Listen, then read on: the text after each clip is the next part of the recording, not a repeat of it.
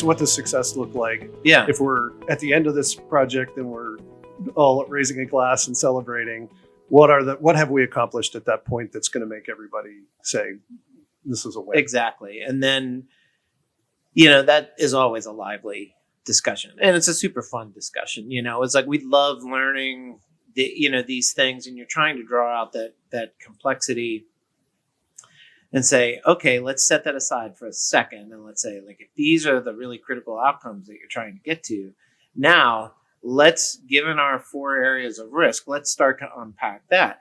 Who is the customer? Who's going to buy this product? And ultimately, who's the end user of that product? If this is a consumer mobile app, they're the same person. You're going to go to the App Store, find what you want. That looks interesting. Download it for free, maybe pay for features later.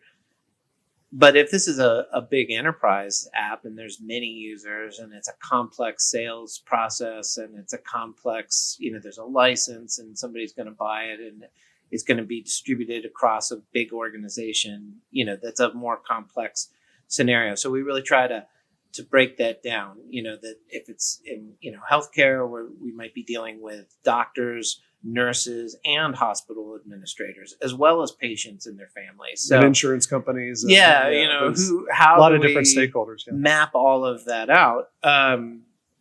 Really getting into understanding kind of context, pulling out all this subject matter expertise, because our clients have that, that there are people that have been working in the field for a long time or have dealt with similar cases. Maybe they're a user themselves, but it's critical that they understand that,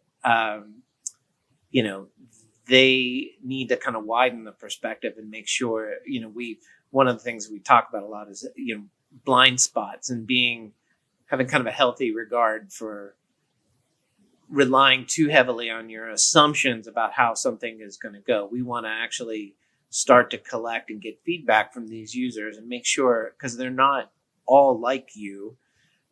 You might be a subject matter expert, but there's, people use the product in different ways for different reasons.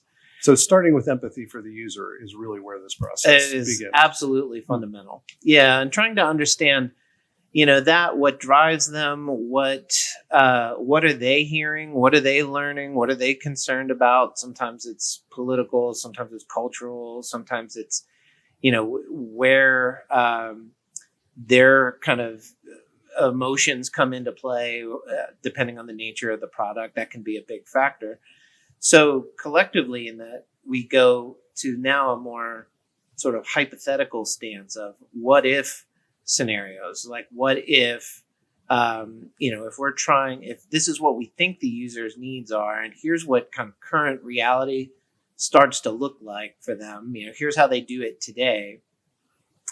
What often comes out in that conversation are that, our clients are doing this. There are workarounds that might require multiple steps, and it's complicated and a pain. And that's where they see the value is, we could take 6 steps down to 1.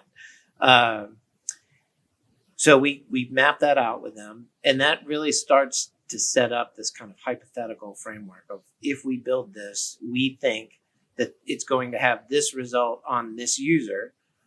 And if that's true, that it's going to start to move us towards the outcome that we're trying to get as a business, that they'll pay for it, or that they'll use it every day, or they'll tell their friends about it, and the product will grow the way we need it to grow. So we begin to identify these experiments that we want to do really early on, day one in the process.